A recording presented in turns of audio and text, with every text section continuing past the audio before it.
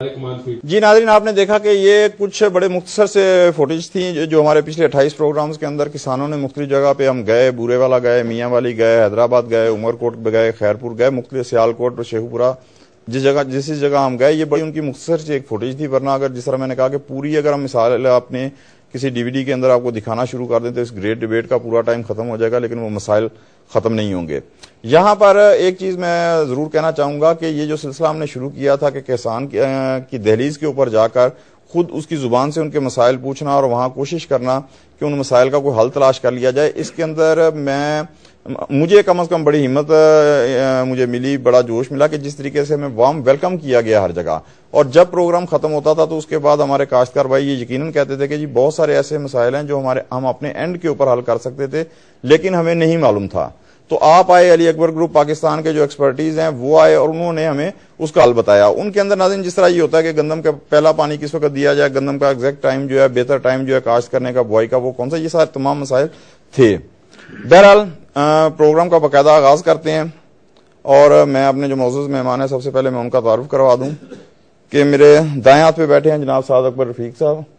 Saad Akbar Khan sahab, director sales and marketing Ali Akbar group Pakistan. ان کے ساتھ ڈاکٹر نور اسلام صاحب ہیں، D G research agriculture Punjab. ان کے ساتھ ہیں جناب ابراہیم مغل صاحب جو کہ چیئرمین ایگری فارم پاکستان ہیں، اور ان کے ساتھ تشریف رکھتے ہیں آفاق ٹوانا صاحب جو کہ سی او فارمر ایسوسیشن آف پاکستان. میرے بھائی جانب تشریف رکھتے ہیں جناب احسن اکبر خان صاحب جو کہ ڈائریکٹر سیڈ علی اکبر گروپ پاکستان ہیں. ان کے ساتھ تشریف رکھتے ہیں جناب چودھری محمد اقبال صاحب، اور ان کا تعارف میں ذرا تھوڑا سا لمبا کروا دوں کہ یہ سابق وزیر تعلیم بھی ہیں، وزیر صحت بھی ہیں، وزیر زراعت بھی ہیں، اور بھی کافی کچھ ہیں. جی بہرحال اتنا تعارف کافی ہے. جی ہاں جی، ان کے ساتھ تشریف رکھتے ہیں جناب مشتاق گل صاحب جو کہ سابق ڈی جی واٹر مینجمنٹ ہیں، اور ان کے ساتھ تشریف رکھتے ہیں جو ہمارے آخری معزز مہمان ہیں جناب فاروق آباد تنگ صاحب جو کہ کنٹری ہیڈ ہیں ایگریکلچر عسکری کمرشل بینک پاکستان کے. اچھا، یہاں میں ناظرین میں آپ کو ایک چیز بتاتا چلوں کہ آپ نے دیکھا کہ ایک سیٹ ہماری خالی پڑی ہوئی ہے، تو ہمارے ایک معزز مہمان تشریف لانا ہے انہوں نے، وہ جیسے ہی تشریف لائیں گے تو ہمارے پروگرام کا حصہ بن جائیں گے اور پھر ان سے بھی ہم ایگریکلچر کے مسائل کے حوالے سے یقیناً انشاءاللہ گفتگو کریں گے. تو میں ابھی آغاز کروں گا سعد صاحب آپ سے. اچھا سعد صاحب، آپ جیسا کہ میں نے بتایا کہ یہ ہم نے پوری جو ایک مہم تھی تنہا نہیں کسان ویٹ کمپین کے سلسلے میں، یہ سونی دتی ٹیلی ویژن اور علی اکبر گروپ کے اشتراک سے ایک شروع کی اور آج ماشاءاللہ اس کو 3 ماہ سے اوپر ہو گیا ہے. تو ایک آپ مثلا نمائندہ علی اکبر گروپ کے، آپ سے زیادہ بہتر کوئی نہیں بتا سکے گا. میرے 2 کوشچن ہیں کہ ایک تو اس کا فیڈ بیک کیسا آیا، کیونکہ مختلف جگہ سے ظاہر ہے آپ کی ٹیم کو ہر جگہ سے آپ کو فیڈ بیک ملا ہوگا. سیکنڈ میرا کوشچن یہ ہے کہ کیا اس کمپین سے کسانوں کے اندر، کاشتکاروں کے اندر اویئرنیس آئی اور کیا مثبت تبدیلی آئی، اور اگر آئی تو کتنی؟ بسم اللہ الرحمن الرحیم. شاہ صاحب، سب سے پہلے جو آپ کا پہلا سوال ہے کہ اس کا فیڈ بیک کیسا ملا، فیڈ بیک تو دیکھیں یہ کیمپین جو ڈیزائن کی گئی تو اس کا بیسک مقصد یہ تھا کہ لوگوں سے فیڈ بیک لیا جائے کہ ان کے مسائل کیا ہیں، اور ان مسائل کا حل اگر کوئی ہو سکے تو ان مسائل کا حل جو ہے وہ میڈیا کے ذریعے لوگوں تک پہنچایا جائے.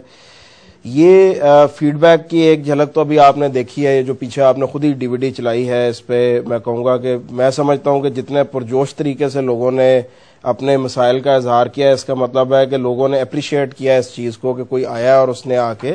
ان کے مسائل سنے، اور نہ صرف سنے بلکہ ان کو میڈیا کے ذریعے حکومت تک پہنچانے کی، اور جو بھی لوگ ریلیٹڈ ہیں اس سارے فیلڈ سے جو ان مسائل کا کوئی حل کر سکتے ہیں ان تک پہنچانے کی کوشش کی. جہاں تک فائدے کی بات ہے تو بندے کو مثبت رجحان جو ہے ہمیشہ کوشش کرتے رہنا چاہیے. یہ بھی میں سمجھتا ہوں کہ ایک طریقے کا جہاد ہے کہ بندہ صحیح بات جو ہے اس کو پھیلانے کے لیے کوشش کرتا رہے، اور کوئی ایک بندہ بھی اس ساری کیمپین سے، میں کہتا ہوں جو آپ لوگوں نے کی ہے، اگر اس ساری کیمپین سے کوئی ایک بندہ بھی کوئی ایک چیز بھی سیکھ گیا ہو تو میں سمجھتا ہوں کہ بڑی کامیاب کیمپین تھی، اور اس طرح کی کیمپینز چلتے رہنے چاہیے. اچھا، یعنی یہ میرا خیال میں آپ کو جو فیڈ بیک ملا ہے اس کے اندر یعنی اتنا مثبت ملا ہے کہ آپ سمجھتے ہیں کہ الیکٹرانک میڈیا اس فیلڈ کے اندر اگر ان ہوا ہے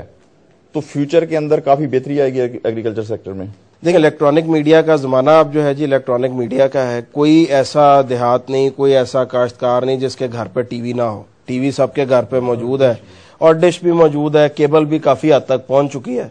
تو اس کو جتنا وائڈ سپریڈ کر دیں میسج کو آسانی ہے اس کے اندر، کیونکہ ایک فیلڈ میں جا کے ظاہری بات ہے اس چیز کی کوئی ریپلیسمنٹ نہیں ہے کہ ایک بندہ ان کے پاس جا کے ان کو پریکٹیکلی ان کو سپورٹ کر کے کوئی چیز اس کے سامنے کر کے دکھائے کاشتکار بھائیوں کے، تو اس سے تو بہتر کوئی چیز نہیں ہے. لیکن دس از دا سیکنڈ بیسٹ آپشن کہ اگر وہ بندہ وہاں تک نہیں پہنچ رہا تو ان کو کوئی الیکٹرانک میڈیا کے ذریعے انفارمیشن مل جائے، کوئی ایسی چیز وہ سیکھ لیں اس سے جو کہ وہ پہلے نہیں جانتے تھے، تو ڈیفینیٹلی یہ ایک مثبت چینج ہے. اور فیوچر جو ہے الیکٹرانک میڈیا جو ہے اس کی جو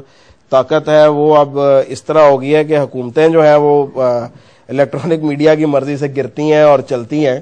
تو ڈیفینیٹلی ان کو اگر پازیٹیو طریقے سے کیا جائے تو پازیٹیو طریقہ یہ ہے کہ آپ زراعت کے اوپر بھی فوکس کریں. ہمارے یہاں بہت کمی ہے، میں 5 سال امریکہ پڑھ کے آیا ہوں، وہاں پہ ہر